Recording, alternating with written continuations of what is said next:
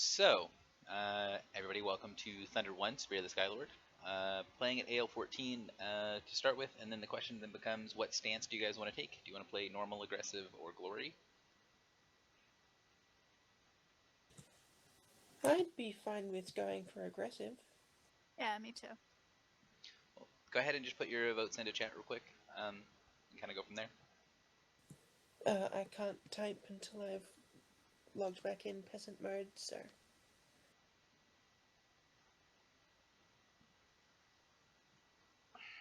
What's the deal with scrolls, Jess? I made 10. I figured I'd give 2 to everyone but you since you're the easiest person to heal. I would, just contribute 3 surges to get 2 of my own. I don't have a problem with that. Okay, yeah, if you want to contribute 3 so that, everyone can get 2, that's fine too. Surge, communism. Alright, we got, Yeah, I'm gonna burn 2 into fruit, otherwise I may as well burn them into scrolls. So, looks like we've got 2 votes aggressive, 3 votes aggressive, and 1 vote normal. Oh yay, let's start this session off with a tie. Yeah. Let's not, I'm and not let's exactly play sure, normal, so we can get done in a reasonable time with the combats. Aggressive does not make the combats take longer. Well, they are harder, so they, by definition, probably take longer unless we can just blow things up and not bother about the aggressiveness. I don't know. Or they are easier and they kill. Oh, is Soroka stealing my mark color? No. 3 people have voted that I can see. I think there is a 4th person, which is our friendly neighborhood Australian, who has said something over voice, but that still means I've got 2 other people who are being annoyingly silent, so fix that problem, please.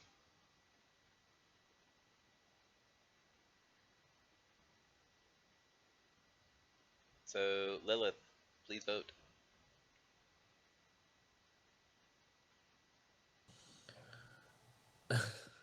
So aggressive.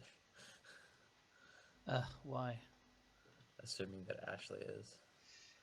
Yeah, Ashley voting aggressive means that's 4 votes aggressive, 2 votes normal. So we'll be playing on aggressive. Which does not take that much effort from me. Alright. Yeah. Brian, please. So, everyone is gathered around the guild hall, doing their things, talking back and forth. I do need to know, we have one person here who has played on this character, Thunder Zero, correct? And that is all? That makes me the main character. Yep. Haha! If we played at 16, I would have one. So, as you guys are kind of gathered around talking in the guild hall, you see that everything in the guild kind of shifts to one side. You see the window panes start to rattle. You see the kind of low-hanging chandelier that's in the center of the guild hall tilt to one side. Several mugs and cups and basically anything made of metal shifts off to one side, being drawn towards the front door of the guild, and you hear this massive cracking sound followed by an enormous boom as something strikes right in front of the guild. It sounds like someone just, like a lightning bolt just struck from a clear day in front of the guild hall. After just a second, you hear this enormous boom, boom, boom. It sounds like someone is knocking on the door to the guild, except for rather than knocking on the front door, they're knocking on the support beam that separates the first and second floors from the guild. You can see that the people who are kind of gathered around the tables near the front of the guild are looking out the windows, staring up at something that's apparently happening outside. I would assume that we've also rushed outside just to check out what the hell is happening. That seems like the logical thing to do. Yep. Yeah. Especially since we're adventurers and, we're not the type that is like, oh shit, there's something dangerous happening, let's go hide in the basement. Like normal people would do. I think hiding in the guild basement to get away from danger is a poor decision. Yep. Well, we're adventurers, we're stupid. So, you guys head outside, and you see an enormous giant who's standing outside in a little smoking crater right in front of the guild. He is a little bit over 50 feet tall. He looks very similar to what he looks like on the picture right there. He's got a very obvious holy symbol to Cord, the god of strength, that he's wearing on his chest. He does not have that enormous sword. He doesn't seem to have any weapons on him at all. And he's carrying what looks to be an enormous bird cage. It's about 15 feet tall, or like the interior of that is about 15 feet tall. And he's kind of set down off to one side, and the bottom of it seems to be filled with some sort of refuse, it looks like a big pile of rags or something. He's come for Zap Dog, no. So the giant looks down, kind of scanning people, and then sees Amelia step out of the guild hall, and then smiles pretty broadly. Brum, brum, brum, good. I got the right guild. It is good to see you again, little one.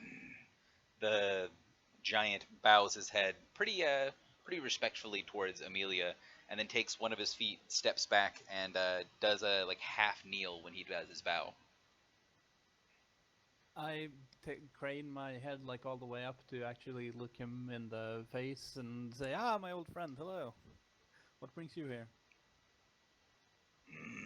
You had told me on a mountain top many weeks ago that if there was something I needed, I had to come to the guild to but ask for it. I have come in search of those to give glory and... He tilts forward a little bit. You see him reach behind his back and pull something off of his belt. Gold. He sets down an enormous chest that sort of sinks into the ground very slightly. I have come to drape someone or some little ones in glory and currency. You I know, but your friends I do not know yet. Tell me, little ones of the guild, friends of Amelia the Brave, why should I drape you in glory and gold? Tell me a story of bravery and challenge. So, for today's introduction, rather than your normal introductions, what I would like for you guys to do is give us a quick sort of description of what your character looks like, and then kind of what your character does, and then I want you to explain to me, tell a story, even if you don't necessarily tell it in character voice. You can kind of give me a story of what you would tell Bedvere as he's going to ask for a tale to kind of show that you are kind of worth hiring. So, Amelia, he's going to skip you, although you're welcome to go last, and he would start with Gabriella. So, Okay. Yeah, in terms of appearance, Gabriella does look quite vampire-y, all pale and thin and ethereal, carrying out a large sort of gothic black parasol which she uses to shade herself from the sun.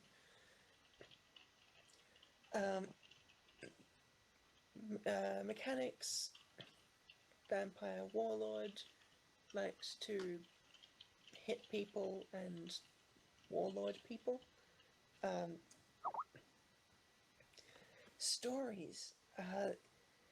I think the first one that comes to mind is the story of the time that she saved an entire strange flying ship full of gnomes from certain death when a terrifying beast of steel and strange arcane circuitry took it over and threatened to kill every one of them if she didn't charge up through the sky across the top of this ship and put down its vicious metal defenders.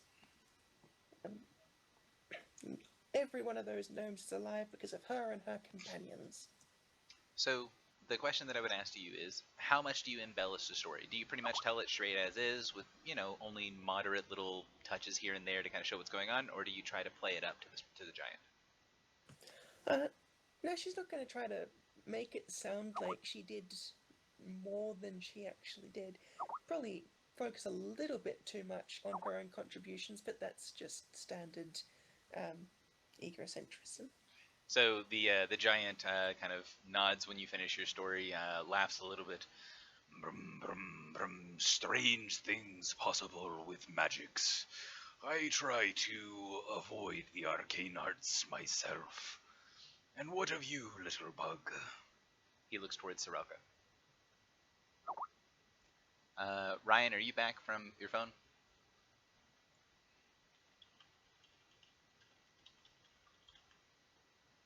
Gonna take that as a no, and then I'll skip Ryan and go to Helia. So Helia, your story. Oh, your introduction, and then what story you would tell the giant. Okay, let's see.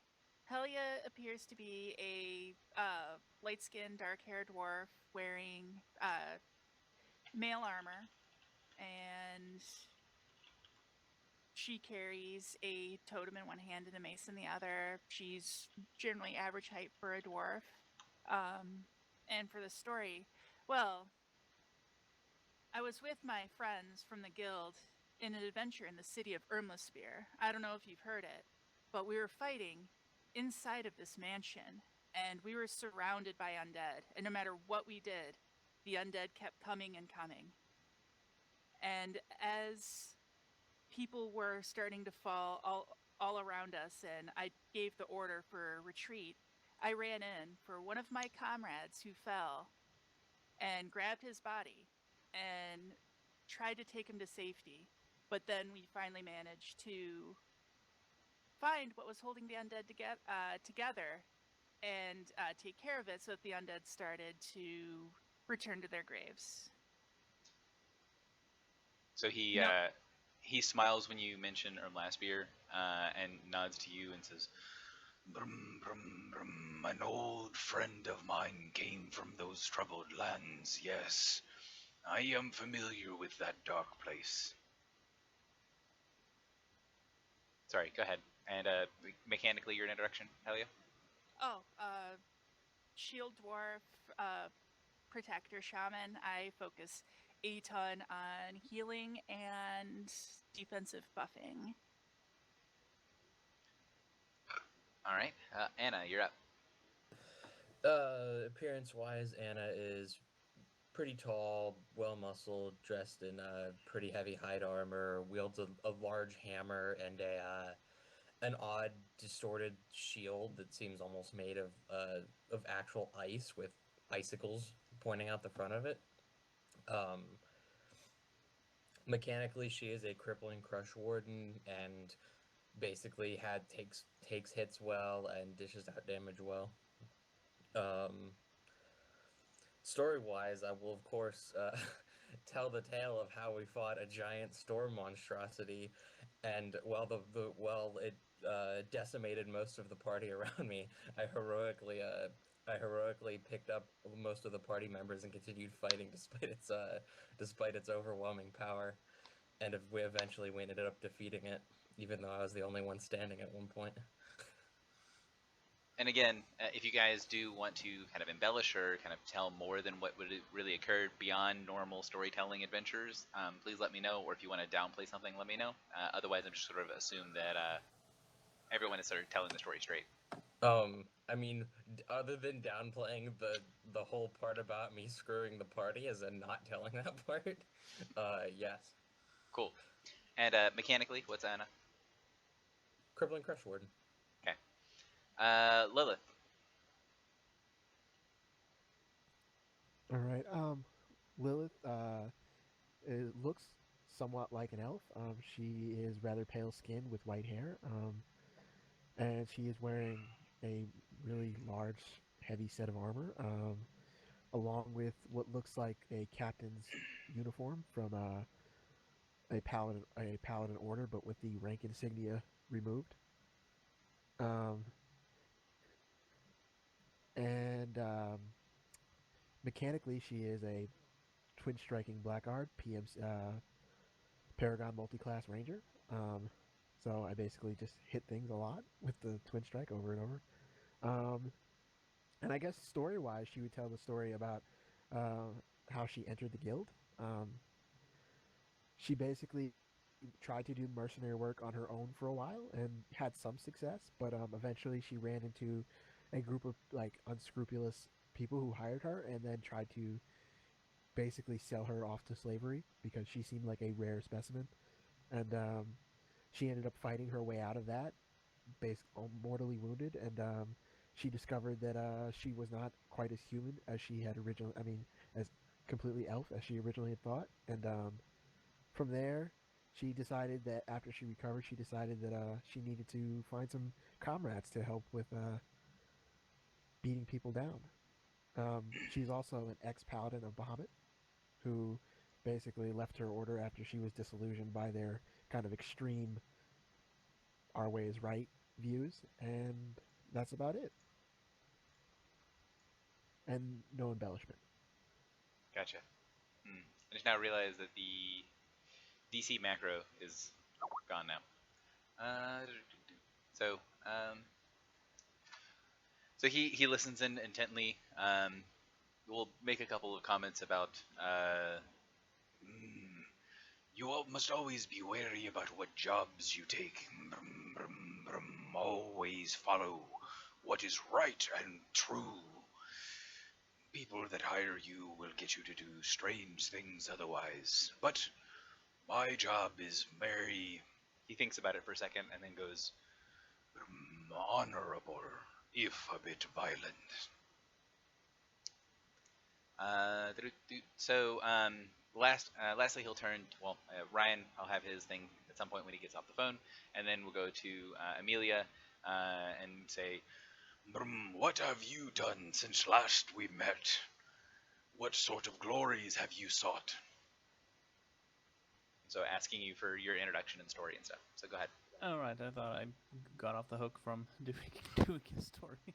But let's do the regular introduction. Amelia is a tiefling in her later teens, with fierce red skin, like tieflings sometimes have, and piercing yellow eyes and a beautiful radiant smile. Well, she's in the guild because of a sort of I forget what the adjective is, but sort of a God damn it. The goal of the story is just say what you've done.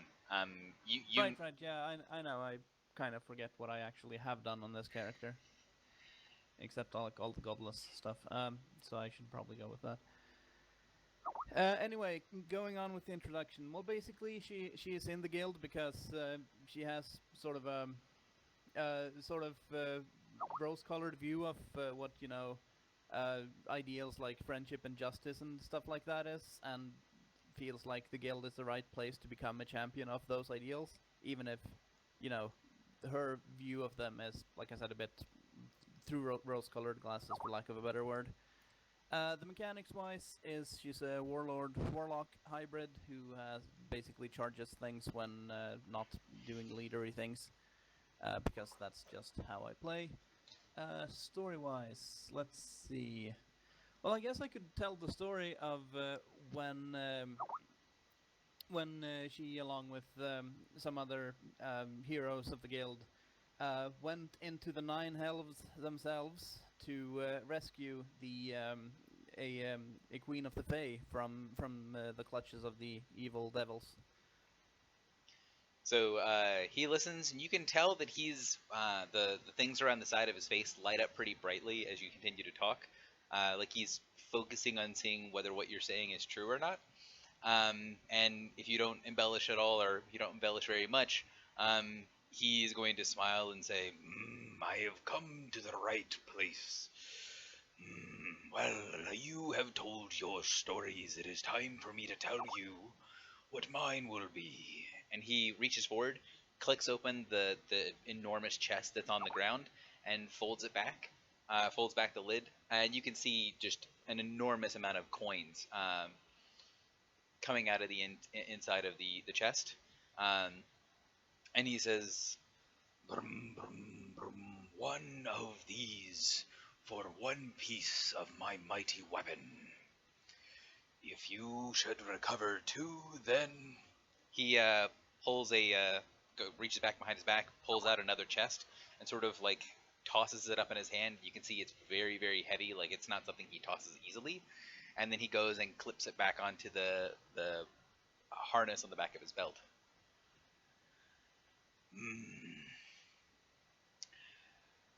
I look to hire you for something that has been stolen from me. My spear. I would normally have to but say its name and it would come to my hand from wherever it lay. But it has been shattered by a loathsome witch's fell magics. She has sent the Cleft Tusk clan of trolls, led by their Sarkar the Blooded and his witch in training sister Krelda, to curse and break my spear. They have taken it to their tunnels and cracks, making their way back to their mountain, so they can slip back through their fey passages to their mistress. I must stop them before they make it back to the Fey Wild. I know the holes they scurry into when the thunder comes, and when I turn my might upon them, they will cower and hide. Brum, brum, brum. Some will be stupid enough to come and fight me. Ha ha! Those you need not concern yourselves with. Others will scurry down their holes and crevasses, but no matter which way they will go, they will always find their way back to the witch which spawned them.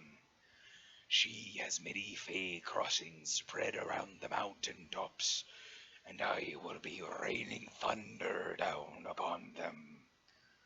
I believe I know all of them, but I do not cover them all. These trolls are insipid, stupid beasts, and will flee my might through the safest way home. That is where I need little ones of the guild to intercept them. I know many will be scorched and taken when I strike them down, but many will escape and regenerate. Brum, brum, brum, they have a hidden grove deep within a dwarven fortress in the mountain which regenerates them. He pulls down a huge map from one of his pouches and lays it down in front of you. The map itself is almost 20 feet across, but it seems more normally sized when it's sort of taken into account the size of the giant, and it shows the layouts of this dwarven fortress. It shows a couple little marks where he has sort of noted like collapsed entrances and like things that have fallen over the years. And he will kind of gesture where things are on the mountain, and he'll point on the map. This is the hidden grove. They must not be allowed to heal. Go there and destroy the weak ones before they can recover. Then make your way here. This Fey passage is the furthest from the sky, the one I can affect least. I will leave it alone. Something that they should notice is problematic, but these trolls are stupid. They will see this as a safe exit. Go there. Take from them the pieces of my broken spear and return them to me. Do not let them make their way back to the Witch of Fangrufen. You need not worry. We will not let a single troll through. All right. Can I ask an out-of-character question? So, yes, if you'd like for me to translate any part of that from Bedvere to normal English, by all means. Well, no, it's not about that. It's about the fact that, from my experience in Thunder Zero, I thought we came to the conclusion that the spear was evil and he didn't need it anymore and he got a new weapon. Why does he still need the spear? So, out of character, he still had the spear at the end, and yes, the spear is evil. Yeah, That I is thought he just, like, that- reclaimed his control over it. Yeah, that is a question that you are very welcome to ask Bedvere, because during Thunder Zero, the spear was maybe evil might not be the right word, but at least definitely an asshole. So I mean, it's basically chaotic asshole. Evil through Amelia's eyes. Let's Right. leave it at So that. if you want to ask Bedvere that question, or if you want to kind of go down that route, that is definitely something that you could ask and it would be reasonable. Yeah, since what he's asking sort of conflicts with my with Amelia's experience of what happened before, she will definitely ask about that. So he smiles and takes a step back. Brum, brum, brum. Yes, the spear of the Skylord. Someone's echoing bad. Zai, could you close your mic? Oh, sorry, the key must have gotten stuck.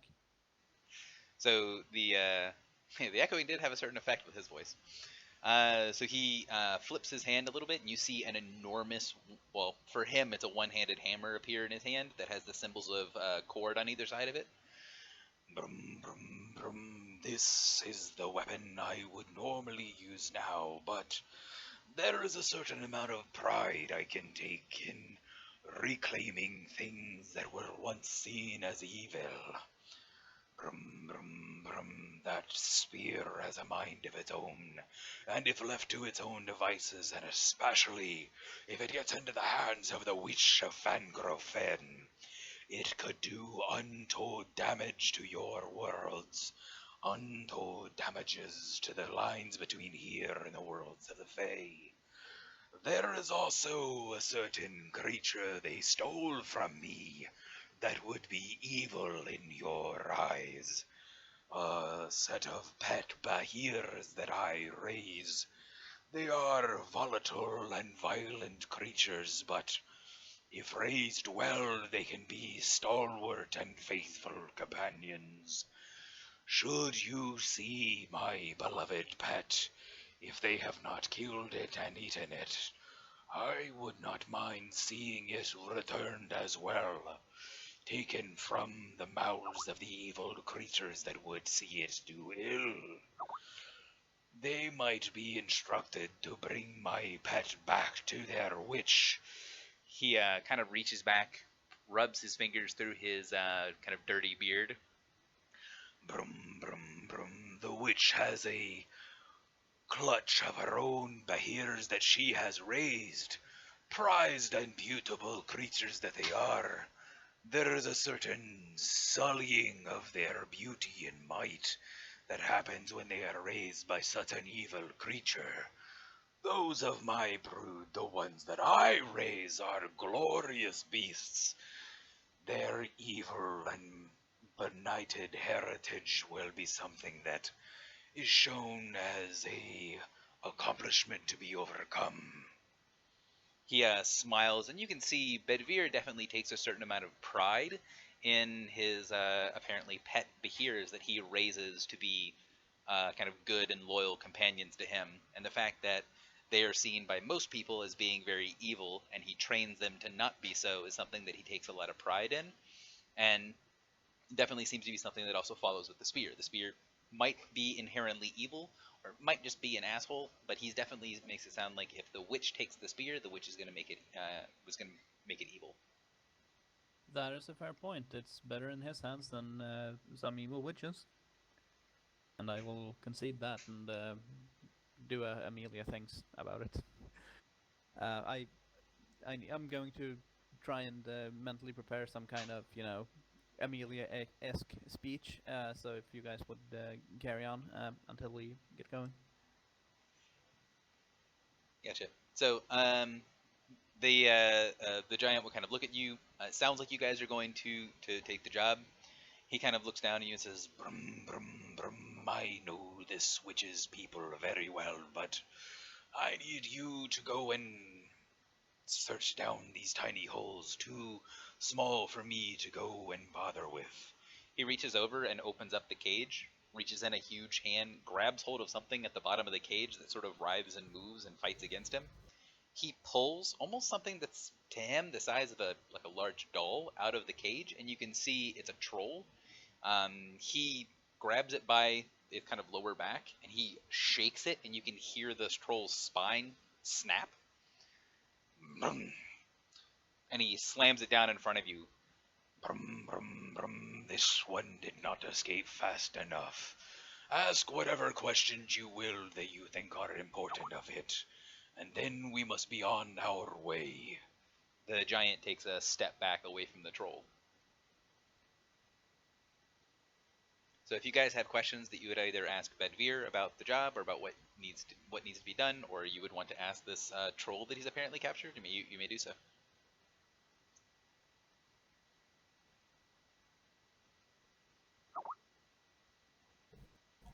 So I guess Lilith would try to intimidate the troll a bit, just to see if she can find some more hard numbers about what kind of enemy opposition we're facing. So I will go ahead and say that the troll looks pretty not well treated. It does look like it's regenerating from the wound that it just got from Bedvere, but you don't need to do anything special to intimidate it. It is very much willing to answer literally anything you want to ask it, as long as you don't try to, you know, trying to say this the best way I can. You don't need to intimidate it. It is already successfully intimidated by the giant. Okay. So yeah, I would like to ask, what type of numbers are we facing with these trolls? So, does anyone here speak giant? I speak giant. Cool. So the troll does not seem to speak common, but if one of you guys speaks giant, you can easily kind of translate that back and forth. The troll will kind of simper and whimper and be like, "Oh no, we have many thousands, but no, don't hurt me. On this trip we had 30, 40. Sarkal led only a small portion of the troll kind."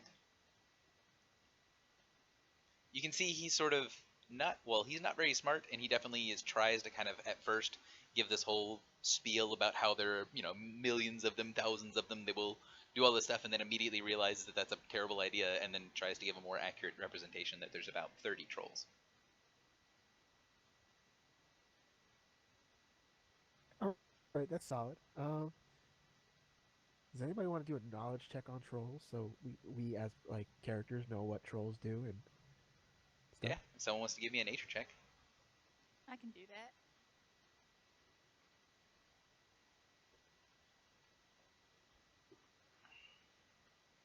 So, Sirocco, you have some basic knowledge about trolls. Are you back? Yeah, I'm back. They're ugly. Yeah. They're ugly. You know that trolls regenerate. You do also know that trolls tend to regenerate from basically anything that's not acid or fire. It's really, really hard to finish off a troll unless you use acid or fire in some way, shape, or form.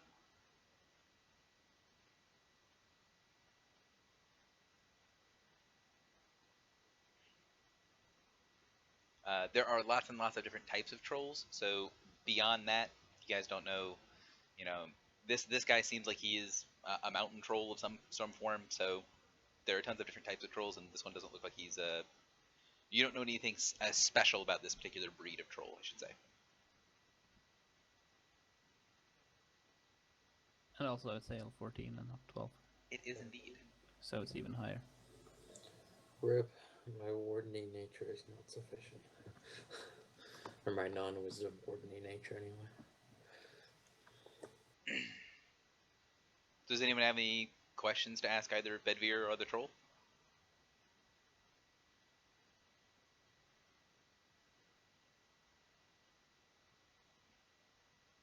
Everybody knows what we're doing. So sounds like the answer is no. So Bedvere will kind of wait until you guys have talked to the troll a little bit, and then once you guys stop talking, he'll look down at you and say, If you have gotten what you need, then to be clear, all you need to return the pieces of the spear that are outside of my reach to me, and I will shower you in gold and glory. He shows you the gestures towards one of the chests, and you know that he has the second one on his belt. He'll go and close the chest, click it, and then put it back onto his belt. Alright, so I'm gonna do Amelia thinks and say something like, "These foul villains would use your weapon for evil? I say no. We shall chase them to their holes and make the hammer of justice rain down onto their black hearts." And then, as she is making this speech, there's a bunch of different camera angles, and suddenly she is somehow on the roof of the guild hall, pointing her fist into the air towards the direction of whatever mountains the trolls were hiding in. So you have It's even more epic as we see Safaraktar's skull in the background of that on the guild rooftop. So the The giant listens and chuckles a little bit. Brum, brum, brum. I think maybe I will find one of these at more your size. He kind of touches the holy symbol that he's wearing on his chest, and says, Brum, brum, brum. The foe hammer could always use those that are as spirited as you. and he kind of dumps out the cage a little bit. He mutters a curse in giant, and you see the troll kind of give him a little bit of a frightened look, and start to whine and complain that he's being tortured. And then the giant goes, Brum, brum, brum. No torture, little one. and then he grabs hold of one of the trees next to the guild, snaps the trunk, and then grabs hold of the troll, calls out a word. You see a lightning bolt strike the tree, and then he just impales the troll on the burning tree, very clearly killing it. Oh. I suppose. I thought you could have perhaps taught it the ways of righteousness and justice. Trolls are filthy creatures. They aren't going to redeem them anyway. I think everybody is capable of rising up and throwing off any evil that may be in their heart to become a pure creature of good. Don't give me that. You've met Meryl. So he looks down at you and goes, Brum, brum. If the creature was free to act on its own, maybe I could see such a thing. But that one had its name well and truly given from its own lips to a creature much more evil than itself. This witch? he nods. Brum, the witch of Fangrove Fen. So she must be stopped. He nods at her. And then he turns back, opens up the side of the cage. But first things first, we must not allow the witch to gain more strength. We must make sure my spear does not fall in her hands. Already she has broken it in the way of the Fae. I will not see it fall to her hands. Come, little ones, this will protect you from the thunder. He gestures for you to get into the cage. Yeah, I'll step in. Sure, he seems trustworthy. We should potentially get a way to kill trolls first. So Guess we yeah, have torches. if you guys want, you're at the guild. There's enough resources at the guild that if you guys want to purchase anything before you go on to the adventure, you may do so. So if people want to look up other ways of getting fire or acid, you can do so. Now, I don't want to kind of pause the game so you guys can like go pop open the compendium and look for stuff, but I do not have a problem with you guys doing that. Basically what we're going to do is until we get to the first combat, anytime between now and then, if you guys decide, hey, we should get some of these, post it into chat, and you guys can sort of talk in chat about if you want to get consumables or if you want to get anything for dealing with the trolls regeneration. So basically, it's assumed that your characters took some time here if you want to take some time here, but I'm not going to pause us playing so that you as players can go look stuff up. So the giant lets you all into the cage. When the giant kind of lifts the cage off the ground, you see some little air spirits kind of circle around him. And you see lightning arc off of him onto the cage and kind of all around the cage. If any of you guys have seen what a Faraday cage looks like, that's what this is. So there's lightning that arcs around him. When he travels, it's at least partially along a bolt of lightning. So it's going to be wrapped around him and going around the cage, but it's not going to hurt people as long as they stay within the cage. And then he arcs up into the sky. Traveling through the sky with the giant is a little disconcerting, and it doesn't feel like normal flight or normal travel.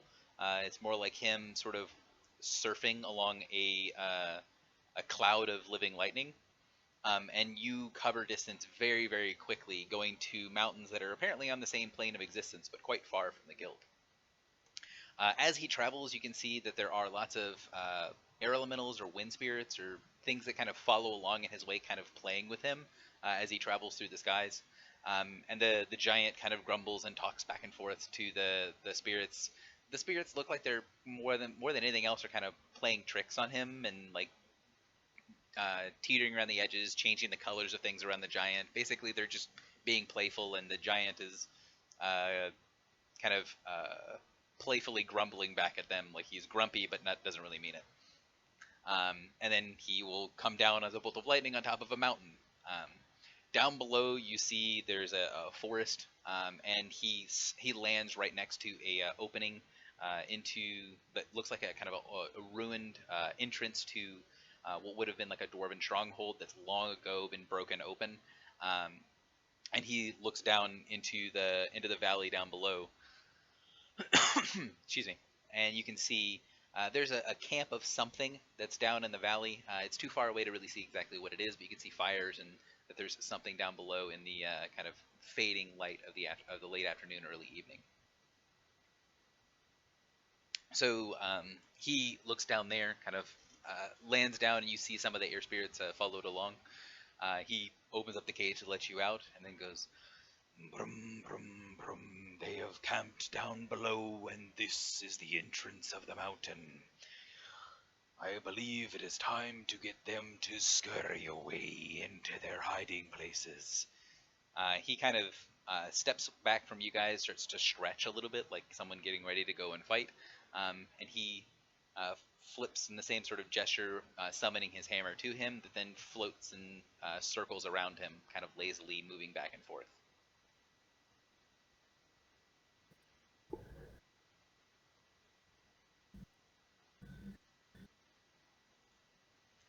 So the giant looks down below, looks towards you, smiles, and says, Brum, brum, brum. Here is the entrance to the mountain. Follow what you remember about the map.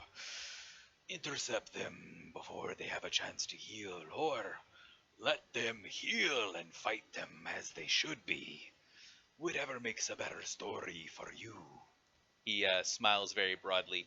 You can tell that the giant is sort of expecting you guys to take the trolls before they have a chance to kind of catch their breath. But if you allow the trolls to catch their breath and kind of heal up a little bit,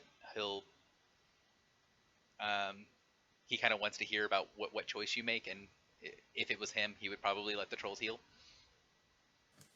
We are armed with righteousness in our hearts. We won't need to pick on them while they're still weak. We can fight them at full strength.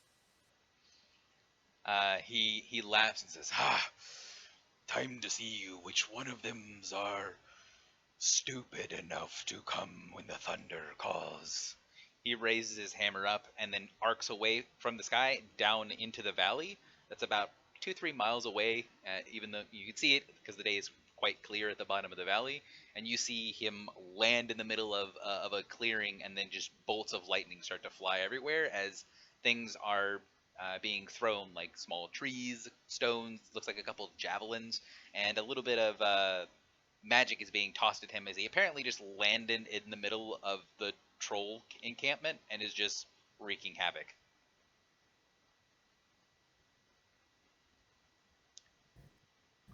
I am missing a splash screen. 1 second. Actually, it's going to be faster for me to just do this way.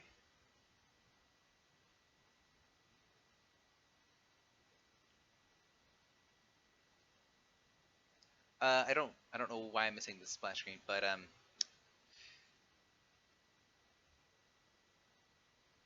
so a couple of the air spirits go down into the holes accompanying you. They seem like they are interested in seeing why the giant is with you. So the goal here is to race the trolls as you go along, and go through the old dwarven ruins to get to the spot on the map where the trolls are going to be trying to regenerate, and then take out whatever trolls are there, if any, and then go to the Fey crossing to prevent them from escaping into the Feywild. So, since the other splash screen is missing and I don't want to hunt it down, I'm going to go ahead and keep you guys on the kind of initial map, and I'm going to ask you guys to roll for initiative. Again, this is skill challenge initiative, so don't worry about like extra bonuses and crazy stuff. Although if you want to start discussing what your extra bonuses are, by all means. Yeah, I do have that, so. And I think we only have 4 fortune stones, so Yep, missing one, sadly. Yeah, I got to crit the non-combat initiative because, got to go last. and I didn't even crit mine, and I still am faster than you. Yeah. See, that Helia's got this whole out of combat initiative thing down. Single digits Yeah. for the way. Hell yeah. Would I be able to do a perception check to try to see if they left tracks or some sort of signs of where they went to? So you can definitely do this. I want to make sure that we're clear on what's going on. So basically, down in the valley, the trolls are there, and the storm giant is going down into the encampment to basically kill as many as he can. And then he knows that some of them are going to escape into the hills and into the mountains to go and run through the passages to get to this to the dwarven fortress. So the goal is to race the trolls there, although the trolls are going a different route than you, because the trolls are going from the encampment to where you're going. You guys are going from the mountain down below. So you're not directly following the trolls. You're trying to beat them there, and you guys are starting from 2 different locations. Does that make sense to everybody? Yeah. So would I be able to try to look for possibly a path that's shorter than the one they're taking, or one that could possibly head them off? Sure. So again, if you look at the handout, you kind of see this old dwarven ruin. I apologize that I didn't pop up the splash screen. I don't know where it is, but it's this old dwarven ruin. So you can see that there were old like routes and ways that the dwarves used to travel, and most of them are intact enough that you can follow them to where you're going. So you can do perception checks to try to look for the easier way to continue going down below. So go ahead and give me your perception. Okay.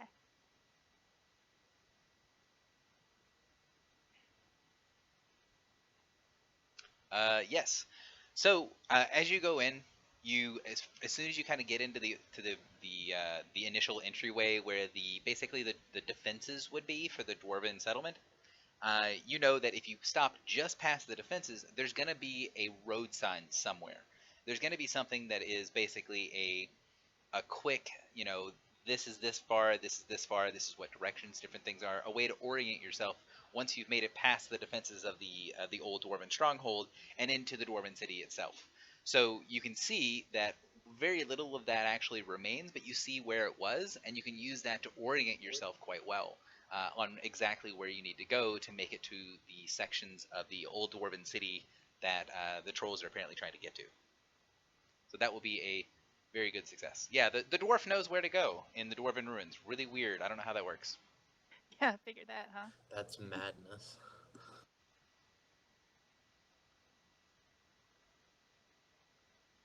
All right, Anna, you're next. Out where we're going, I'd probably like to just barrel down that direction as fast as possible. Maybe if it would be shorter to go through a wall on the way, I make a hole in the wall for people to get through, that sort of thing. Sounds good to me. I have a sledgehammer, but that does not, I think, actually provide a bonus unlike some of the other items. So the goal is take the shortest route possible. You know where you're supposed to go, and clearing the rubble and bits and pieces that have fallen into ruin is definitely going to be an athletics or an endurance check. Either one makes sense to me. Oh, I'll do endurance then.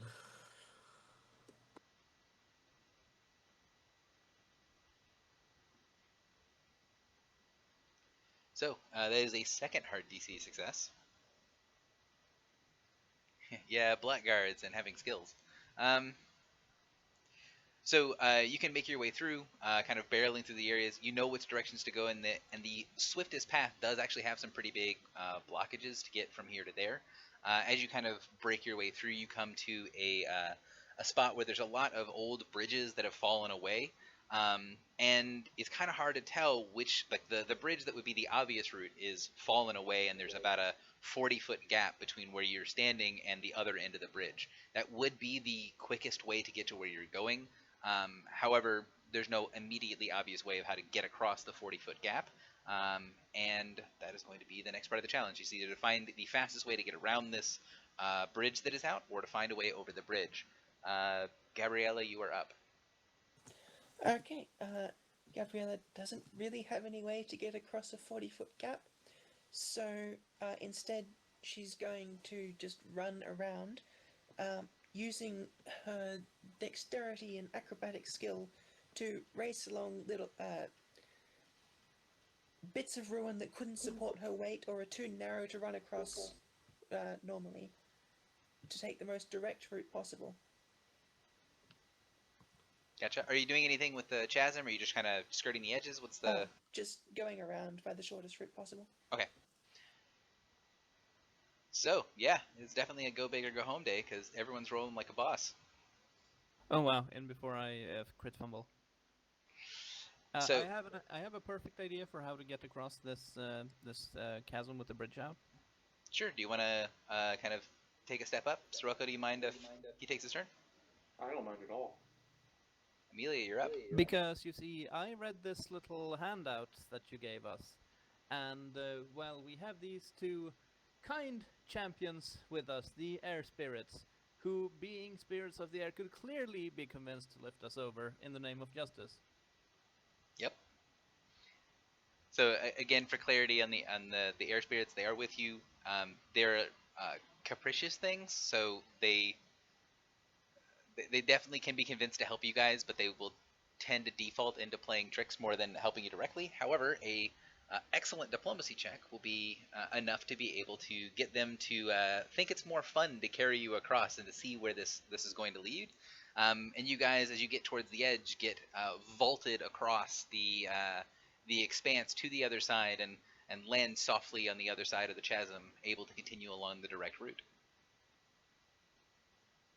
So that is success. You've made your way through. As you guys are running along, you see the bridges that you're running along on the higher reaches of the Dwarven Stronghold also have bridges down below. You can see a little bit of torchlight and some movement down on the lower bridges as the trolls are continuing to they're beginning to make their way down here. It does look like you've got a pretty significant lead on the trolls, but you can kind of tell what routes they're taking. You guys are about 100 feet up in the series of bridges, and the bridges that the trolls are going to be coming through are 100 feet down that are a lower series of bridges. So that's what you guys can see now. If you want to do something to interact with them, or if you want to just keep booking it and continue on your lead, you can definitely do that. Sirocco, you're up. Yeah, so I'd like to cause an avalanche to tumble down upon the bridges that they're going to have to cross, if not upon them themselves, in order to slow them down. Is that a possibility? Yeah, sounds good to me. There's a lot of rubble. I'm kind of using thievery for that. It's kind of like it's a trap. Okay, cool.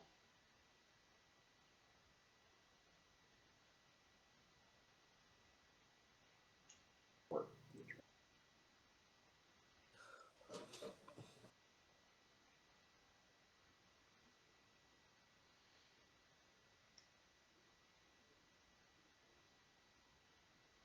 So you get the wave of rocks from one of the nearby kind of sections of rubble to come down on the area where the trolls are running through. It doesn't look like it's going to be enough to knock out the bridge, but it's definitely going to be enough to slow the trolls when they get to that point. great. Lily. I assist Sirocco? Yes, you can. You want to do the same thing or do something similar? Yeah, I'm going to use athletics to just kind of try to help him push it over. Okay. It will be a separate check rather than a normal assist for this.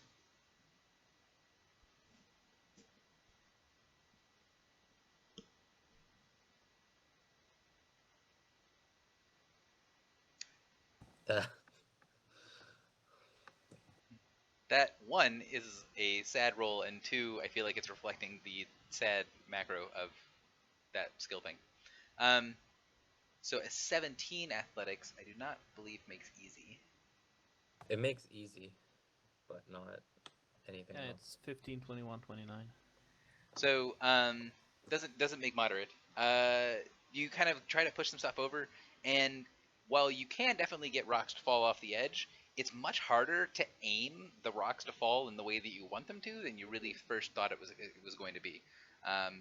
being able to hit the bridge with the stones that you're causing to collapse here, you know have to judge it pretty well to get them to actually land on that other bridge, and you just see the stones raining either on either side of the bridge. You just barely miss it.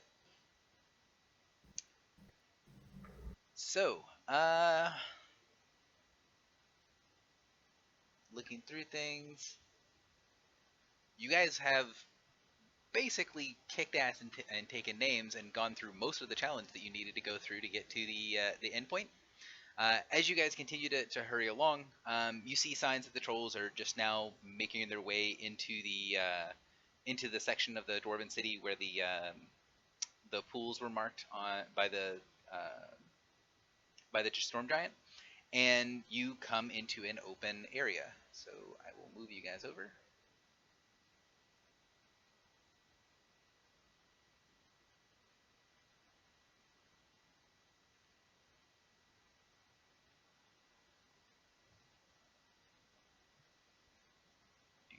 Do.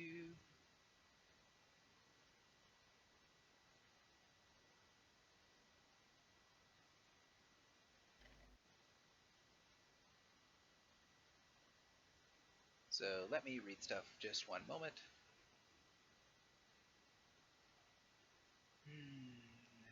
So, with the number of successes that you guys got for this first part, you had a significant enough lead on the trolls that you're definitely going to be able to get here before they do. You can see that you guys are going to be coming in from the direction on the map. You know, you're going this way. The trolls are coming from this direction over here, and you know that the exit to the Feywild area is up this way. So the north is the exit to the area where the other trolls will be. The right hand side, I don't know why I can't say east. The east is where the trolls are coming from now, and you guys are coming from the south. These areas around here have these large kind of spouts of what looks to be some sort of weird yellowish mud. The area smells kind of oddly, kind of like a fresh cut grass more than anything that you expect to be underground. And you can see that each of the, I marked them to make it a little bit more clear on the map. Each of the yellow zones, the little yellow boxes, is area where there is this this fine mud that is mostly yellow, but is covered with a bunch of different shades of green and blue as well, all around the edges. So all of those areas are difficult terrain, and if someone wants to give me an engineering check, you can figure out a little bit more information about it. You guys are here enough ahead of them that you can set yourselves up where you would like to be on the map, and then the trolls are going to come in. So, do we get a pre-buff round? You guys have a moment to set yourselves up where you would like to be, and you can tell that the trolls are going to be coming in pretty soon. So if you want a pre-buff round, or if you want to set up thing, you definitely can.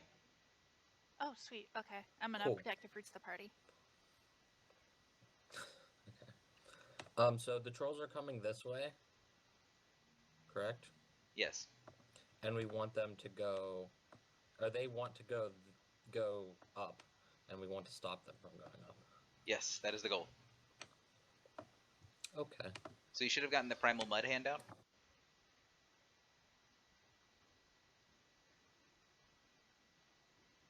I apply like 1,000 things, probably. Yeah.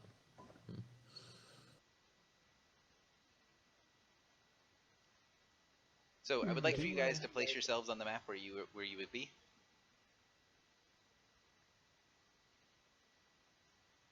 Yeah, we want to just hold them off on that side, don't we? Are these hard corners? Yes, those are hard corners. Mm-hmm. And I might, for the interest of... Are we 100%? Go ahead, sorry. I was going to say, are we 100% convinced they're coming from that side or not the top? Yes, you are aware that they are coming from that side.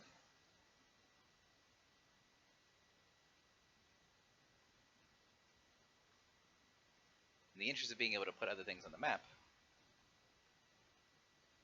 I'm going to be extending the lines a little. Erupt into a snowstorm.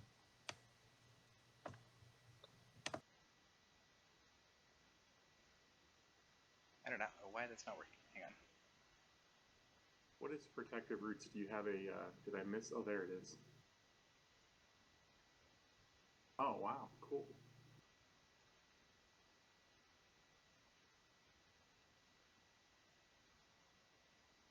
I don't know why I can't remember how Roll20 works today. If I use a caustic whetstone, how do I? I don't have a macro for that. Remember it and let me know what happens. Okay. Alright, let's see. So I can start here. And I think that this is basically the round we use. This is the round that combat starts, basically. So we sort of have a surprise round, is what I'm getting. You don't have a surprise round, but you do have a setup round because they know you're here. They will be able to see you coming as they come around the bend to come after you all. But you do have a setup round. So Right. So basically, if I use something that lasts until the end of the next turn, we can use this during the first round. you can, yes. Except it's until the end of my next Yeah, say turn, if you and I have go like the early. highest initiative mod in the party, so that's probably not a good idea. Correct. Do we have any initiative bonuses? Yep, +5 power bonus from me. If you guys would take a couple of minutes to get a drink, go to the bathroom, that sort of stuff. Because of the skill challenge and the way everything gets set up, I have some variables that I need to keep track of on my end, and to be able to set up the encounter. So take a couple of minutes. We will start the combat at 2:10. So if you need to roll for initiative, also do initiative, and then go do whatever else is you need to do. So roll initiative, make sure your initiative number is correct, and then go to the bathroom, go get water, that sort of stuff, and we'll start at whatever time zone you're in, 10.